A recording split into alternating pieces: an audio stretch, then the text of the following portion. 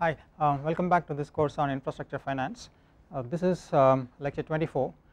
In this lecture we will continue our discussion on project finance markets and specifically focus on a particular topic which is called as loan refinancing.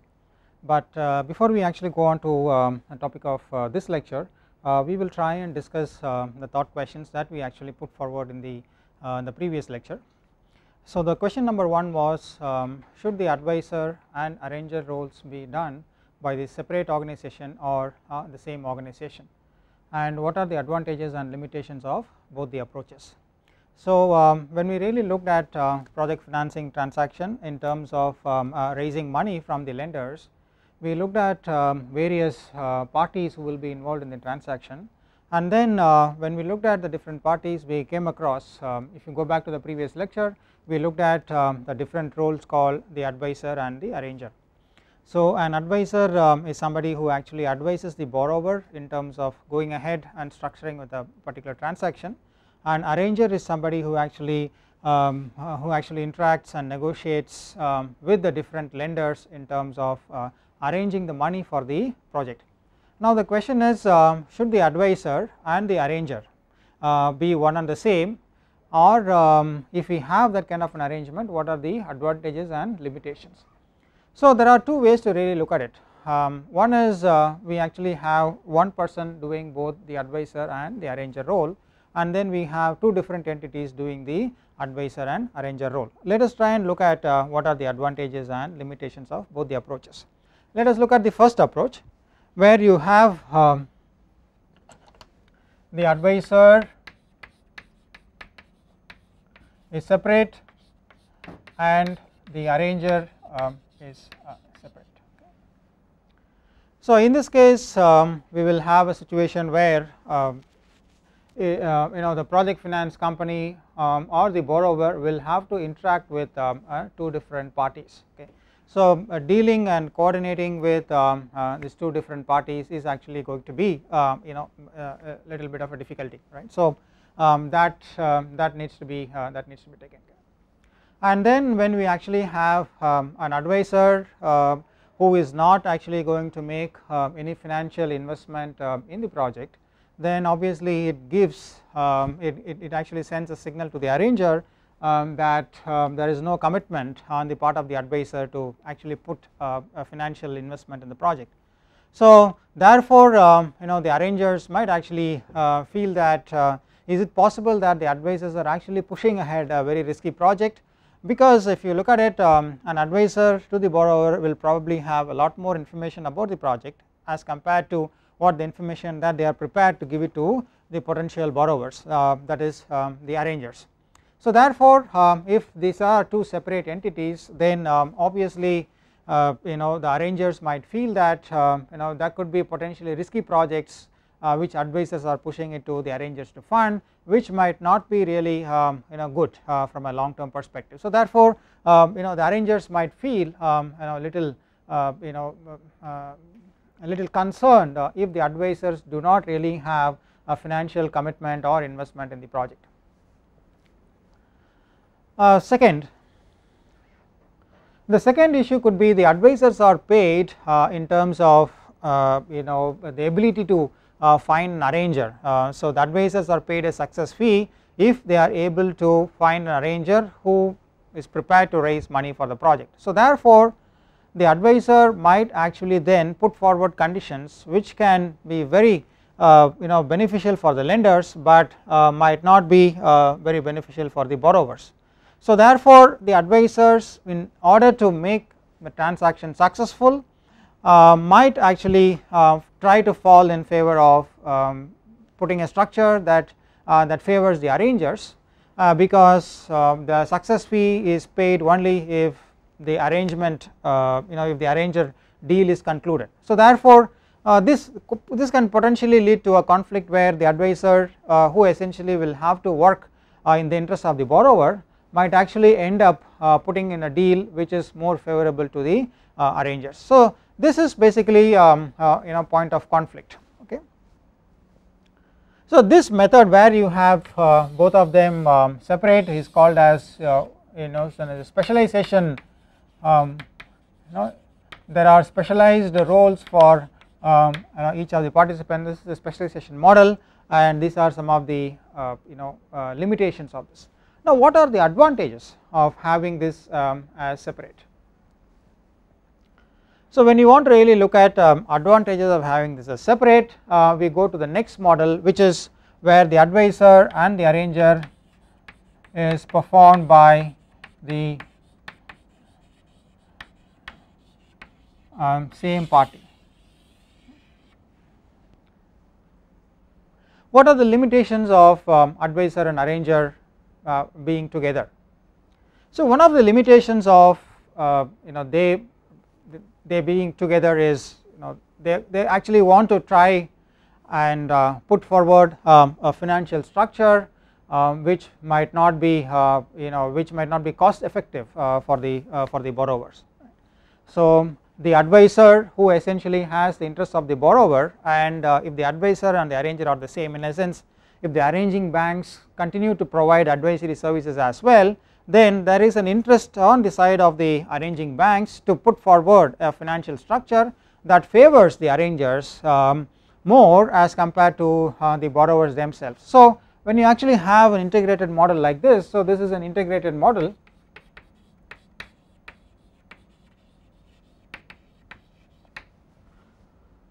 again there are possibilities where the arrangers might try to put forward a structure that favors them more, because the advisor also happens to be the arrangers.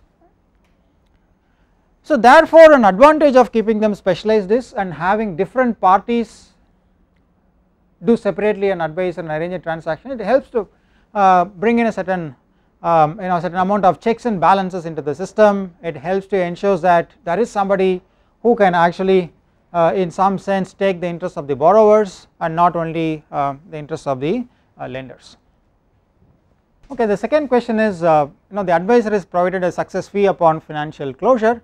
So should the success fee be calculated as a percentage of debt value or project value? So as we have seen earlier, the advisor is provided a fee upon successful conclusion of the transaction, which is by way of achieving the financial closure.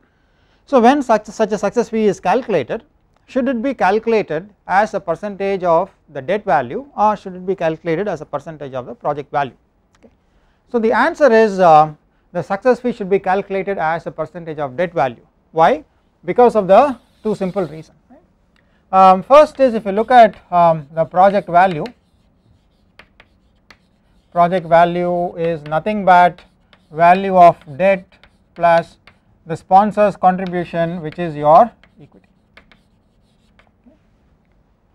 Now the sponsors are going to bring in money in terms of equity, and the advisor does not play any role in the sponsor's contribution. The advisor plays a role in terms of getting in money from the lenders.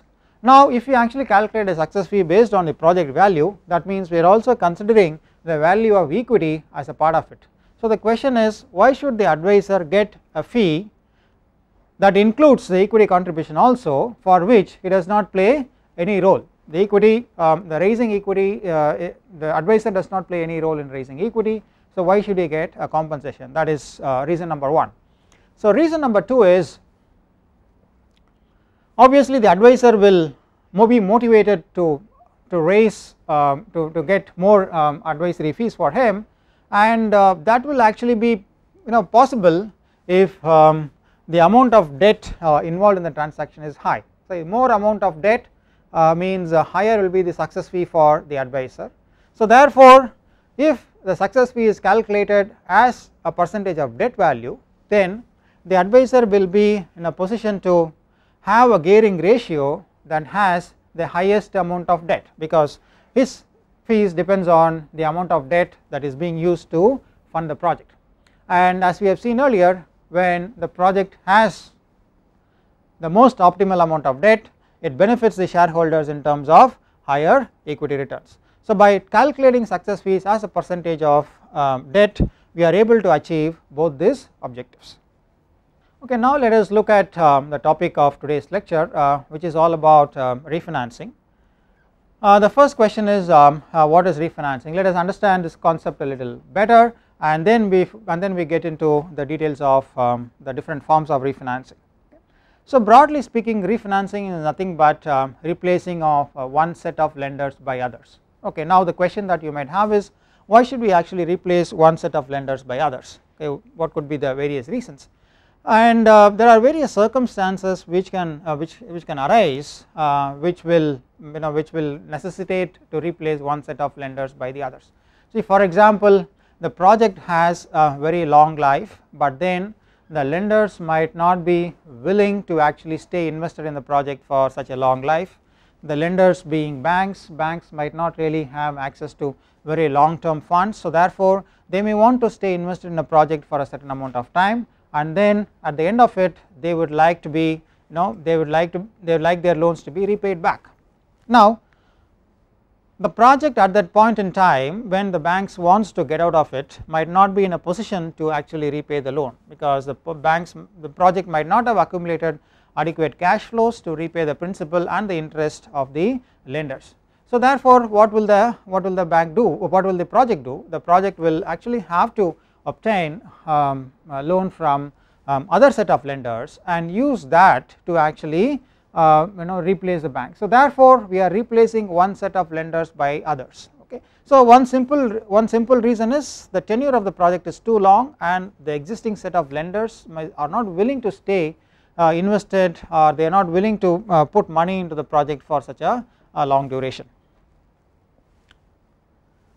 And the second objective of refinancing is, when you actually take a loan at the beginning, the project is in the development phase, the project is in the construction phase, and at that phase the project has relatively higher levels of risk, and therefore the debt equity ratio or the gearing ratio will be comparatively lower. But when the project begins operations and the construction process is completed, the risk levels of the project becomes comparatively lesser, and therefore the project is in a position to take higher levels of debt. Lenders will be more comfortable after the end of the construction phase to actually have a higher amount of debt. So therefore you actually have certain amount of refinancing to reduce the sponsors' equity. So the sponsors can actually take back some of their equity and thereby increase the gearing ratio of the project, and when that happens, the sponsors' cash flows that is stuck in the project is released, and more importantly the return on equity of the sponsors also increases because of the higher amount of debt. So this is the second instance of or refinancing. Now third is all about not really replacing one set of lenders with the other, or increasing the gearing ratio or something like that, but essentially we change the contractual terms and conditions of the debt. Let us say for example we change the tenor of the debt from, let us say, 10-year loan, we change it to a 15-year loan. So that is also considered as a form of a refinancing. Okay. So essentially if you look at it broadly, refinancing is as follows: you replace one set of lenders by the others, or you actually have new lenders coming in to replace some of the sponsors' equity, or you change the contractual terms and conditions of the existing debt. What could be the objectives of refinancing? Okay. Let us look at some of the main objectives one by one. The first objective is to free up cash block to service reserve accounts. So let us say for example, when the debt service is going to be much larger. Let us say for example you have about a loan which has to be paid in, let us say, 7 years time. So therefore the amount of debt repayment is going to be higher for a 7-year loan as compared to, let us say, a 15-year loan. Okay. And when you actually have a repayment being larger, so you also need to have debt reserve accounts. See, for example, you need to have an interest reserve account, you need to have a principal reserve account, you have to have a debt service reserve account. So the amount of cash that is blocked in this reserve account is also going to be higher. And now this cash is not available for use for other productive purposes or for any other operational use. When you actually refinance a loan which actually has a longer duration, so in that case your debt repayments are going to be lesser as compared to a short term loan, and therefore the amount of cash that needs to be blocked in the reserve accounts is going to be lesser, and the additional cash that gets released can be used for other purposes. So objective number 1 is to free up the cash blocked to service reserve accounts is one of the benefit of refinancing.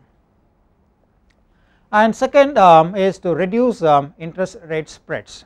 Now why would the interest rate spread reduce? Because as we have seen earlier, interest rate is a function of project risk, and if you actually see the project as it proceeds from the development phase to the construction phase to the operation phase, the risk of the project reduces as the project moves from the construction phase to the operation phase. Okay. And when the project moves from the construction phase to the operation phase, it is then possible to actually finance it at a much lower interest rate because of the reduced interest rate. So therefore you finance the existing construction loan with a new loan that actually takes care of the project operations, and by doing that you are able to reduce the interest rate on the loan. So that is the second objective of refinancing. The third is to extend the tenure of the debt. We have talked about it a little bit earlier, and the project for various reasons need to actually have cash flows to support debt repayments, and a short duration debt will involve large cash outflows, but if you extend the tenure of the debt, it is going to be helpful for the project in terms of conserving the cash flows. And fourth, the objective is to introduce a new set of lenders. For example, if you actually refinance a bank loan with a bond, then you are actually getting in a new set of lenders, and what we are actually doing is we are diversifying the group of lenders. Earlier in a bank loan the lenders are very concentrated, but if you are really looking at a bond as an example of refinancing, then we actually have a very diversified group of lenders. And fifth, we talked about reducing some of the contractual terms. So essentially some of the covenants associated with the loan can be slightly severe during the construction phase, but if we kind of negotiate the contractual terms at the end of the construction phase, it is possible to reduce the severity of some of these covenants. So this is another another objective of refinancing. Let us now look at the different categories of refinancing. Broadly you look at two types. One is called as your soft refinancing. Soft refinancing is nothing but there is no major change. It is essentially in many instances called as a waiver. Okay. And what we are trying to do in a soft refinancing is to actually increase the tenure of the loan. Earlier it was a 10-year loan, now it has become a 15-year loan after the refinancing. So you do not really have, let us say a new loan being introduced, or you do not really have a new set of lenders coming in. It is basically the existing set of lenders, but the loan conditions are revised, the loan repayment period is revised. So that is basically what is called as your soft loan. The other aspect, which is called as a real refinancing, is known as a hard refinancing. Okay. Hard refinancing again consists of several types. The first what is called as your takeover financing. So in a takeover financing, what happens is the existing set of borrowers would actually want to exit from the project. So therefore there is a new set of lenders. They actually come in and take over the amount provided by the existing lenders. Okay. So this actually is called as your takeover. So takeover, it is called as takeover because there is a new set of lenders taking over the debt of the existing set of lenders. Now whenever we actually have these kinds of takeover financing, an important process that needs to be followed is the creditors will have to approve. That means if the syndicated loan actually has, let us say, about 20 institutions participating, then all the 20 institutions will actually have to approve this takeover financing, because unless and until each of them is approving of the exit, approving of the loan being bought over by another institution, the takeover might be difficult to achieve. Okay. The second type of hard financing is called as your new financing. So in a new financing, again it actually consists of two types. One is new financing is done to repay existing creditors, and in addition to that you also take a new loan tranche to increase the leverage level. So if the existing leverage ratio is, let us say 70-30, and you take an additional loan, you repay the existing creditors, but in addition to that you also take extra loan and you increase the leverage level so that it becomes from 70-30 it becomes 80-20, 80 debt and 20 equity. So the additional debt that is being raised can be used to repay the sponsor's equity, thereby increasing the gearing ratio. So this is taking over existing debtors and bringing in new capital. So this is called as your new financing. Okay. And whenever we are talking about new financing, the increased funding, we are actually trying to increase the leverage ratio. So the increased funding will have a lower level of seniority as compared to the first loan. So this is a traditionally accepted practice that you see in the industry. So then we have what is called as your bond issue. So the difference between takeover and new financing in the sense that in both the cases the new set of lenders are essentially a group of syndication of lenders. Okay. So in a takeover financing, one syndication is probably replaced by another syndication. In a new financing, one set is replaced by another set of syndicators, and in addition the new set of lenders bring in more capital than the existing set of lenders. So this is basically a major issue. But another big difference between takeover and new financing in the sense that in a takeover financing the approval of the existing creditors are required, but in a new financing such an approval where you actually need all the existing creditors approval for bringing in capital is not needed, right. The new lenders can actually the new financing actually happens through the sponsors, right. The new set of lenders provide capital to the sponsors, which the sponsors actually use to repay the existing set of lenders, and in addition to that you actually provide additional capital to increase the leverage ratio. Okay.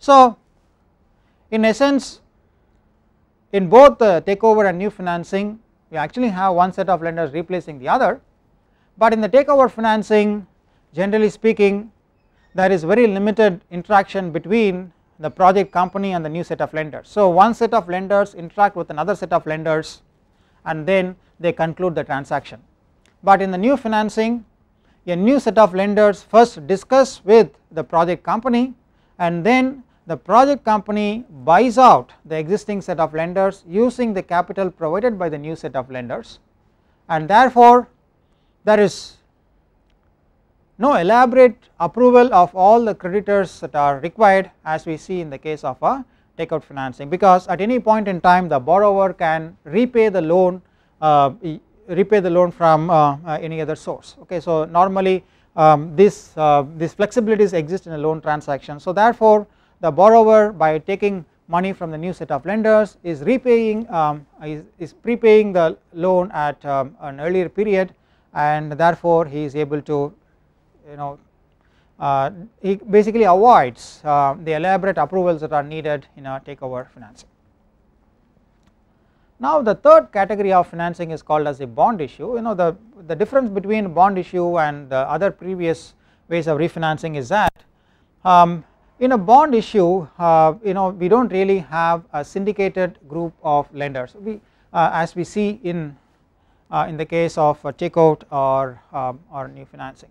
So in a bond issue in many cases the bond issues can actually be invested by retail investors, or even if we actually have a bond issue in which we have institutional investors, the institutional investors does not comprise only of banks as we see in the case of a syndicated loan. In a syndicated loan normally you actually have only banks, but in a bond issue even though it might actually be pre-placed with the institutional investors, you actually end up placing the bond with a wide variety of investors. So it could be other institutions such as pension funds, it could be insurance companies, it could be entities like the university endowments, it could be like the mutual funds that invest in the infrastructure sector and so on. So you do not really see only banks participating in a bond issue, you also see a whole lot of other investors. So that is a big difference between bond issue and other forms of takeout financing. So when you actually issue a bond, the funds that you raise by the bond issue can be used to pay the banks who have invested previously during the construction phase. Okay, now I think you might have been hearing different terminologies like a syndicated bank loan and bonds and so on.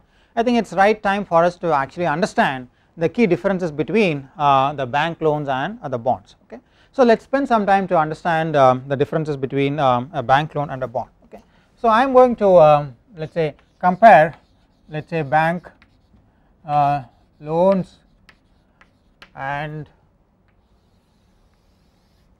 bonds on various parameters,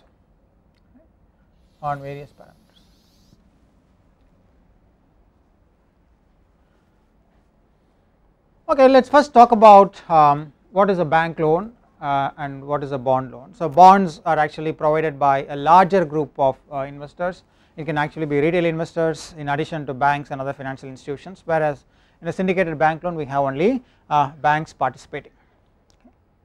So what actually happens in a bank loan? So the secondary trading that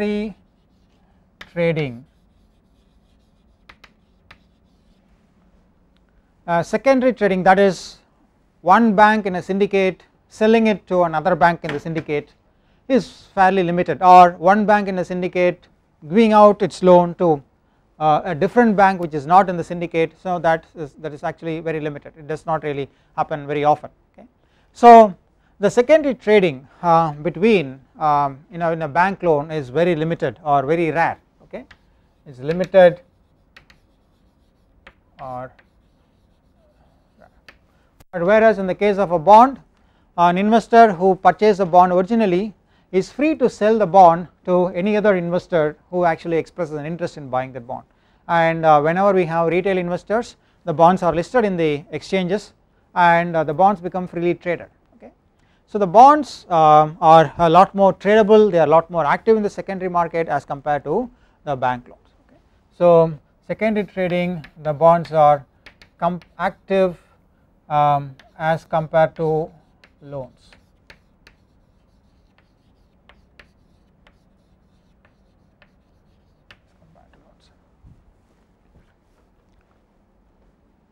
So next we look at how much time it would take to raise. So bank loans can actually be raised a lot more faster as compared to a bond, because the banks are in a much better position to actually appraise the project. Banks have a lot more exposure, they are knowledgeable investors, and given the fact that it's actually a private transaction, there is no retail investor involved, the kind of regulations and compliance requirements are a lot lower in a bank loan as compared to a bond loan. So at the time to raise a bank loan can be, let us say as low as 1 to 3 months, 1 to 3 months, whereas the raising a bond may not be possible so faster. Sometimes you may need planning of up to 3 to 6 months to raise a bond issue, right? Because the kind of compliances and other regulatory requirements in a bond issue are much more stricter or much more tighter as compared to a bank loan. So we need to have a lot of planning done in terms of raising the bond issue. Now let us look at quantum.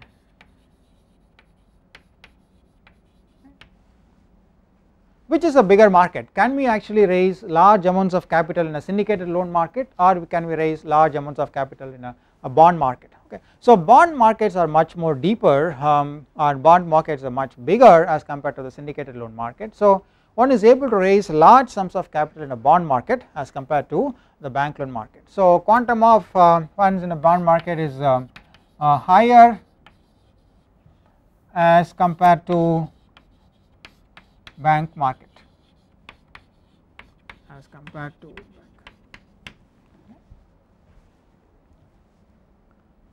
bank. Next we look at the tenor. So these are by and large some of the main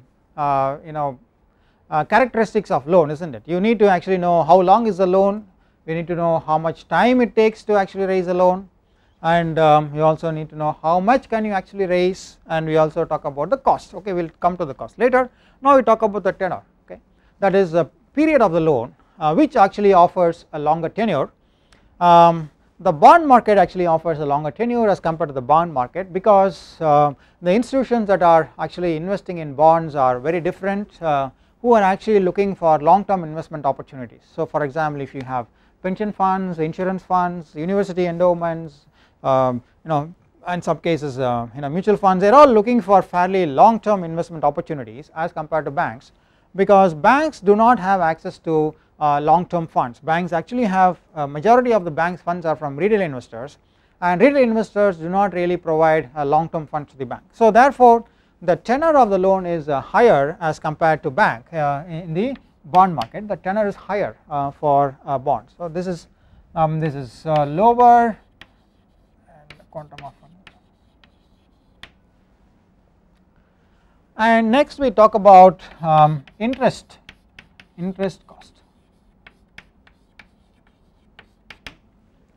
Which of them will actually give a lower interest? Okay, so if you really look at it, bank loans will probably have higher interest rate as compared to the bonds, because banks actually give you a lot more flexibility in terms of raising. There are advantages of able to raise capital very quickly. There are advantages in terms of scheduling the capital drawdown in a way it meets the project requirements and so on, right. So therefore the interest cost in a bank loans is generally going to be higher as compared to bonds, where the interest cost is lower. Okay.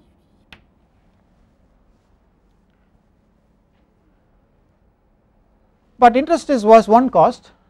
There are a lot of other costs involved when you actually try and raise a loan. The other cost which can be which we can all club together and call it as issuing cost. That is, when you actually take a loan or issue a bond, you need to actually provide to arrange for various expertise. For example, you need to arrange for advisory services, you need to arrange for arranger services. There is a lot of transaction costs involved in all of this. So which of those will have let us say a higher transaction cost? Okay. So the issuing cost is going to be higher in the case of a bonds, because of the fact the process is so elaborate as compared to a bank loan, right. So the issuing cost for a bond is going to be higher, and it is lower for the banks. And then flexibility to restructure, right, flexibility to restructure. So because of some reasons the project is not doing well, or for any other reason you want to restructure the loan, and which offers better flexibility, is a bank loan or is a bond? If you actually look at it, the flexibility to restructure is much better in a bank loan, because of the fact that the number of counterparties to the loan, that is the number of banks who actually provided the loan, are very few, and you can actually individually negotiate with the banks and agree for a restructure. But in the case of a bond, sometimes if the bonds can have several retail investors, and it is going to be practically impossible to actually get in touch with the instructors and make them agree on a restructuring plan, right. So flexibility to restructure is much higher for a bank loan as compared to a bond loan, right.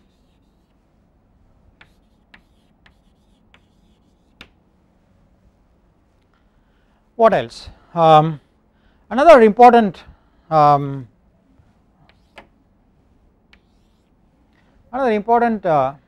aspect that we need to be aware of is the fact that when do we actually use what source. Okay. So we actually see both bank loans and bonds being used in financing of infrastructure projects, and there are various costs and benefits of each of the sources. So is there any way can we determine which will be more appropriate, right? So project, we look at the project life cycle.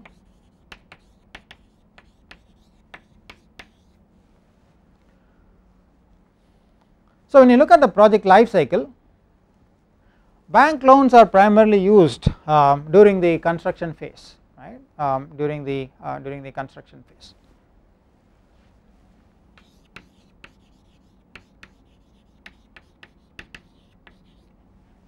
Because during the construction phase you actually need capital, not at one go, but you need capital in different tranches.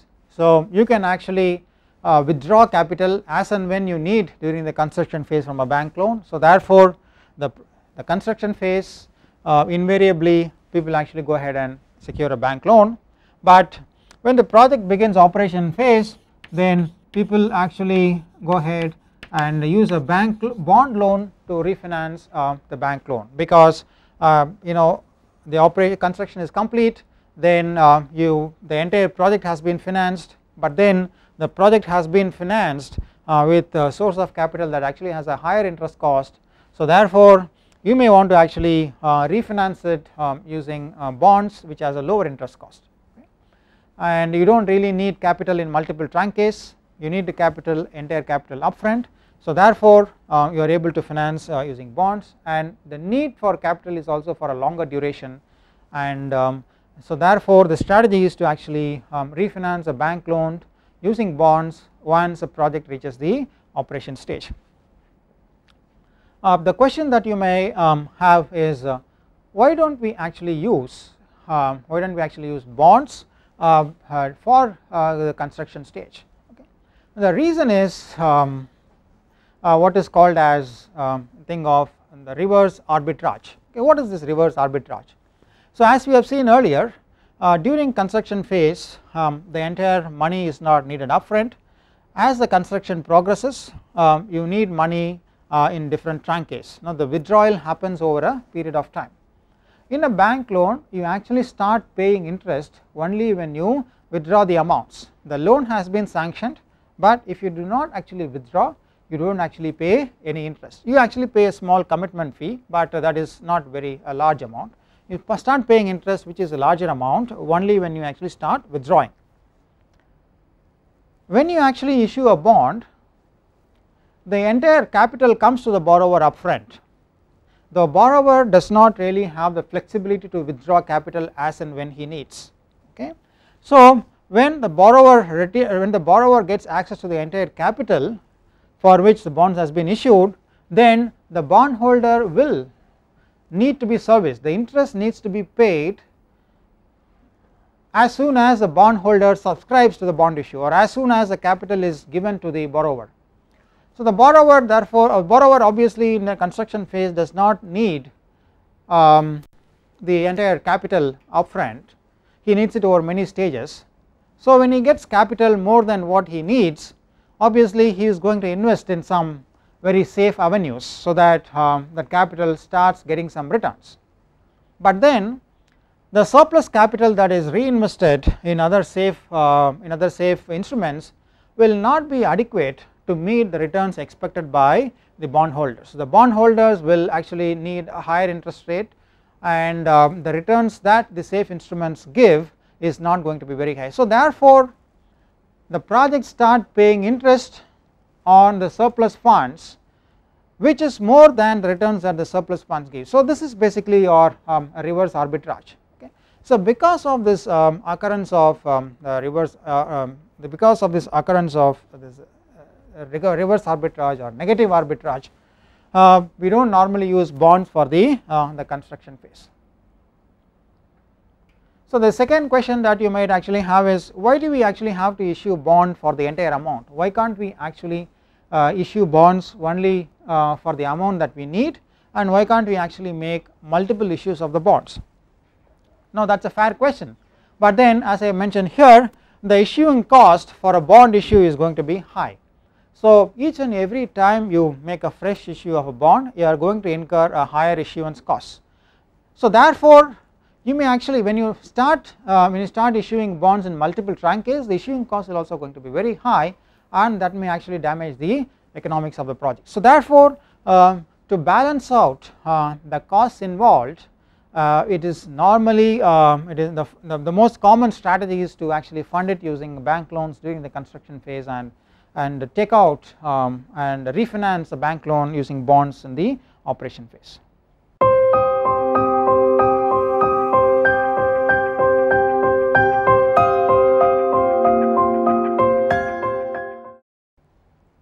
Okay, so now we will actually put forward some thought questions pertaining to this topic.